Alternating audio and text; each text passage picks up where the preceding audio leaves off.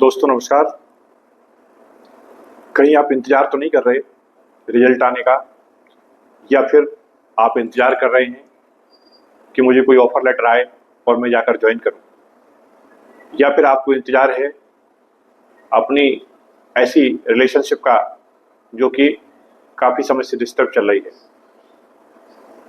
तो मित्रों, समय आ गया है, अब आपको बहुत इंतजार नहीं करना है। ये जो वर्तमान गोचर है, जिसमें आपकी लग्न से गुरु का गोचर हो रहा है, आपकी लग्न से शुक्र का गोचर हो रहा है, और आपकी लग्न और राशि क्या है? कर्क। यानी जिनके लग्न में या हॉरोस्कोप में पहले घर में चंद्रमा बैठे हैं, या जिनकी 4 का अंक लिखा हुआ है, ये लोग कर्क लग्न वाले कहलाते हैं। चंद्रमा की लग्न है ये दोस्तों। और चंद्रमा को वैदिक ज्योतिष में हम मन का कारक, धन का कारक, द्रव्य का कारक और माता का कारक मानते हैं।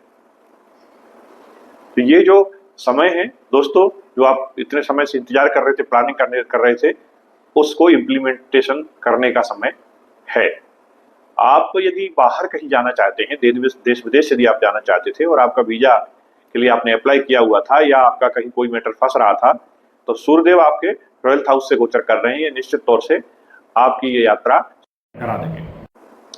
साथ ही साथ मेडिकल फील्ड से रिलेटेड आप हैं, कोई आप एग्जाम दिया है, तब भी ये जो गोचर है ये आपके लिए फेवरेबल होने वाला है। इसके अलावा अगर एजुकेशन के क्षेत्र में आपकी कोई डिग्री अधूरी है जिसको आप कंप्लीट करना चाहते हैं, या विदेश से कोई डिग्री लेना चाहते हैं, तो उसके लिए भी ये समय बहुत ही अनुकूल है, क्योंकि लग्न में बैठे गुरु आपके पूरे हॉरोस्कोप को कंट्रोल करते हैं।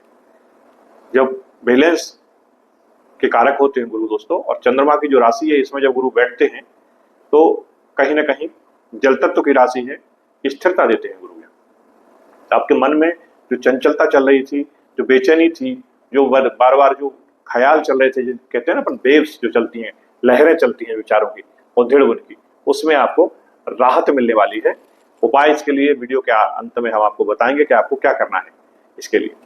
तो दोस्तों, 5वें घर पर गुरु की जब 5वीं दृष्टि जाएगी तो आपके प्रेम संबंधों को, आपके लव रिलेशनशिप को भी ये मैनेज करेंगे। अगर आप संबंधों में हैं, लव रिलेशन में हैं, तो आपकी डेटिंग का टाइम आ गया है। आप अपने इस रिलेशनशिप को आगे बढ़ा सकते हैं। अगर इस रिलेशनशिप को आप शादी में कन्वर्ट करना चाहते हैं तो उसके लिए भी ये बहुत ही उपयुक्त मौका आपके लिए है। आप इसका भरपूर फायदा ले सकते हैं। दोस्तों, कहीं ना कहीं मंगल भी आपके लाभ भाव से गोचर इस समय कर रहे हैं, और मंगल जब 11th हाउस में आते हैं तो इनकी जो दृष्टि जाती है वो आपके 4th दृष्टि जाती है, वो आपके धन भाव पर जाती है। तो कुटुंब परिवार से, प्रॉपर्टी से रिलेटेड कोई बेनिफिट ही आपको करा सकते हैं। यदि कोई चला रहा था ऐसा, जो आपका बंटवारा होना था, बटांकन सीमांकन वाला कोई मैटर था, या घर परिवार की कोई पेरेंटल प्रॉपर्टी थी, इसमें से आपको कुछ पैसा मिलने वाला था या हिस्सा मिलने वाला था, तो मंगल आपका इस गोचर में निश्चित तौर से करा देंगे। साथ ही साथ सूर्य का जो गोचर है दोस्तों, ये भी 12th हाउस से आपके हो रहा है, और इनकी सीधी दृष्टि जा रही है कंपटीशन वाले घर पर, 6वें घर पर आपके हॉरोस्कोप में। और जब 6वें घर पर दृष्टि जाएगी तो आपको कंपटीशन में बेनिफिट कराएंगे। बुध के साथ बैठे हुए बुध आदित्य योग बना रहे हैं, तो जुलाई का जो माह है ये आपके लिए अच्छा और बढ़िया अवसर लेकर आ रहा है। तो इस अवसर का दोस्तों लाभ उठाइए, चूकिए मत इस मौके से। स्वास्थ्य के दृष्टिकोण से यदि हम बात करें तो थोड़ा सा आपको वेट पर ध्यान देना है। आपका वजन बढ़ेगा इस दौरान, फैट बढ़ाते हैं गुरु, वसा के कारक हैं।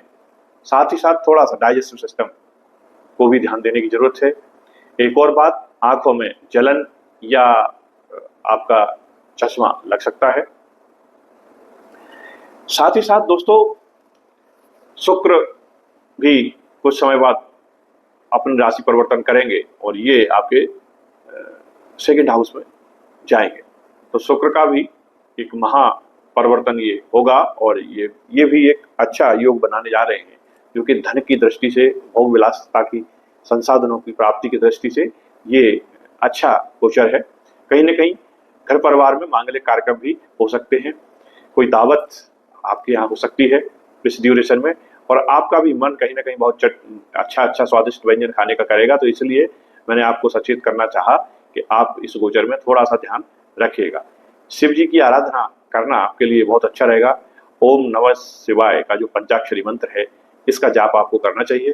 सोमवार के दिन आपको अभिषेक शिव जी का करना चाहिए। उससे आपको जो बाधा ब्याधा है आपके कामों में आ रही हैं, या जो ऐसे कार्य हैं जिसमें कहीं ना कहीं राहु केतु के एक्सेस आपकी कुंडली में आ जाने से कालसर्प दोष जैसी सिचुएशन बन रही है, तो वहां भी ये आपको राहत देंगे। मित्रों, मैंने आपका हॉरोस्कोप तो नहीं देखा है, लेकिन ये सामान्य प्रेडिक्शन गोचर का रहता है जिस पर हम बात कर रहे हैं आपसे। यदि आप अपना विश्लेषण करवाना चाहते हैं, व्यक्तिगत विश्लेषण हॉरोस्कोप का, तो आपका मोस्ट वेलकम है। आप हमसे भी करा सकते हैं और आप अन्यत्र भी अपने आसपास किसी ज्योतिषी से।